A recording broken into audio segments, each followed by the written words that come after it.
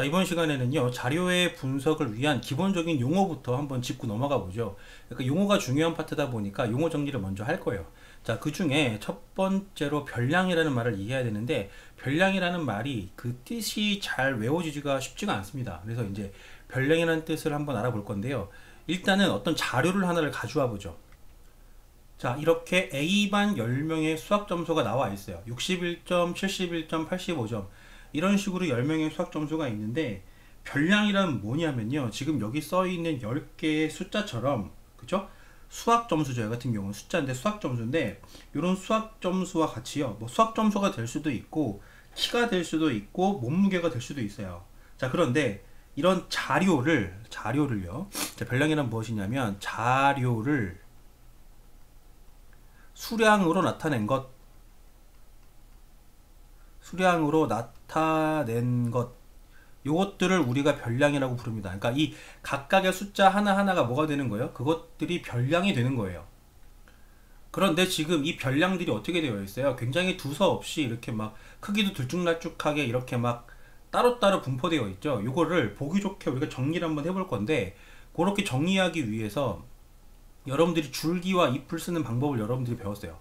줄기하고 잎을 쓰는 방법을 배웠는데, 일단은 여기서 10의 자리 숫자를 우리가 줄기라고 생각을 해보면 10의 자리 숫자가 6하고 7하고 8하고 9가 있네요. 여기다가 6하고 7하고 8하고 9를 써보죠.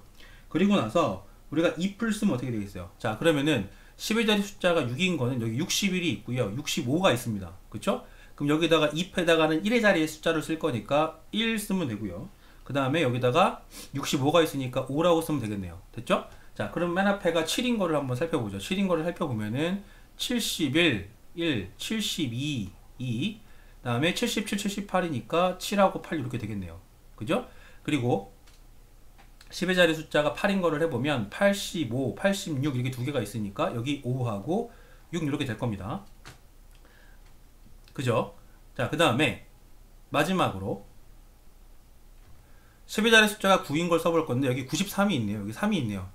자, 10개여야 되는데 더해보니까 하나, 둘, 셋, 넷, 다섯, 여섯, 일곱, 여덟, 아홉 개죠. 그럼 하나가 빠진 거예요. 그 하나가 뭐냐면은 67이 빠졌으니까 여기다가 7까지 써주면은 10개가 맞게 됩니다. 됐죠?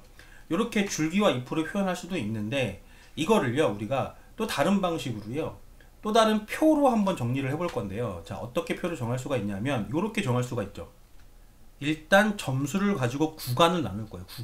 구간을 나누는데, 자, 60, 물결하고 70 이렇게 쓸 건데요. 일단 여러분들 다 알겠지만 기본적으로 이렇게 구간을 나눌 때는 내용이 60 이상, 그죠? 그리고 70 미만 이렇게 나누는 거 다 알고 있어요. 자, 그 다음에 70에서 80, 80에서 90, 그리고 90에서 100 이렇게 나눌 수가 있는데, 그쵸? 이때 이렇게 나누어진 구간 있죠? 즉 별량을 일정한 간격으로 나눈 구간을 우리가 계급이라고 하죠. 뭐라고 한다고요? 별량을 일정한 간격으로 나눈 구간. 별량을 위에 별량을 배웠으니까, 즉 이 자료들을 일정한 간격으로 나눈 구간, 간격으로 나눈 구간이 계급이에요. 즉 여기 써 있는 요 네 개가 뭐가 되는 거예요? 그게 바로 계급이 되는 거죠. 그쵸? 그러면은 요 계급의 크기라고 부르는 건 뭐예요? 이 구간의 너비를 말하는 겁니다. 구간의 너비 혹은 구간의 폭 이렇게 말해요. 구간의 너비 혹은 폭을 말하는데, 계산은 어떻게 합니까? 제일 오른쪽에서 제일 왼쪽에 있는 거를 빼면 돼요. 그래서 계급의 양 끝값의 차를 구하면 됩니다. 즉, 요 경우에는 70-60을 하면 얼마예요? 10이죠? 그래서 요거 같은 경우에는 계급의 크기가 얼마가 되는 겁니까? 10이 되는 겁니다. 됐죠? 그리고 계급의 개수는 뭐냐면 이 구간의 개수를 말을 하는 건데, 구간이 몇 개로 나눠졌나요? 4개로 나눠졌으니까 계급의 개수는 4개겠죠? 4개. 그쵸? 뜻 자체는 계급의 개수는 그냥 말 그대로 계급이 나눠진 개수인 거예요. 자, 그 다음에 계급값은 뭐예요? 계급값은 계급을 말 그대로 대표하는 값이에요. 계급을 대표하는 값, 계급을 대표하는 값을 우리가 계급값이라고 하는데, 그러면 60 이상 70 미만에서 이 계급을 대표하는 값은 우리가 뭐로 선택하기로 했어요? 그렇죠? 평균 양쪽 끝값의 가운데 값을 우리가 계급값으로 정하기로 했습니다. 그쵸? 따라서 예를 들어서 60하고 70의 가운데가 얼마예요? 65죠. 따라서 요거의 계급값은 얼마예요? 65가 되고 요거는 75, 요거는 85, 요거는 95 이렇게 됩니다. 이런 것도 우리가 계급값이라고 하죠. 자, 그러면 도수로 넘어가야 되는데 도수는 뭐냐면 자, 이제 우리가 이렇게 표를 만들 건데 자, 표를 이렇게 만들 거예요. 표를 만들 건데 지금 여기에 왼쪽에는 뭐가 써져 있는 거냐면 계급이 쓰여 있죠. 계급. 물론 여기는 점수기는 합니다. 점수가 이제 쭉 이렇게 계급이 나눠서 쓰여 있고 여기는 몇 명인지를 쓸 겁니다. 몇 명인지. 그쵸? 이 몇 명인지가 뭐에 해당하는 거예요? 도수에 해당하는 거예요. 도수.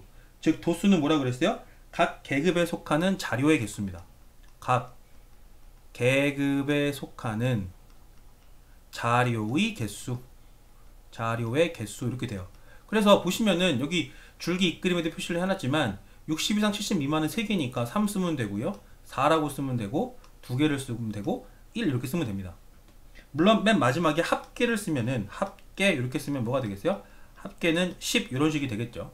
그렇죠? 그래서 이렇게 어떤 자료들을요 구간을 나눠서 그 구간에 따른 도수를 이렇게 정리해 놓은 표를 우리가 뭐라 그래요? 그 표를 우리가 도수 분포표라고 부르는 거죠. 그러면 이 도수 분포표를 우리가 왜 만들어요? 여러분들 여기 보면 알겠지만은 맨 처음에 노란색으로 썼던 별량들이 이렇게 흩어져 있는 것보다 이렇게 도수 분포표로 정리를 해 놓으니까 어때요? 자료의 분포를 알기가 쉽죠. 그죠? 그래서 도수 분포표란 자 일단 첫째로는 몇 개의 계급으로 이 별량들을 몇 개의 계급으로 나누고 그 계급에 따른 도수를 조사해서 나타낸 표를 도수 분포표라고 하는데 이렇게 표를 만드는 목적이 뭐예요? 목적이. 그 목적이 뭐냐면 자료의 전체적인 분포 상태를 알아보고 싶도록 우리가 분류해서 정리할 필요가 있기 때문에 만드는 거죠. 알겠죠? 그래서 표를 만드는 목적을 정확하게 이해를 하고 각각의 용어에 대한 정의를 여러분들이 정리를 하면은 이번 파트는 끝이 나는 겁니다.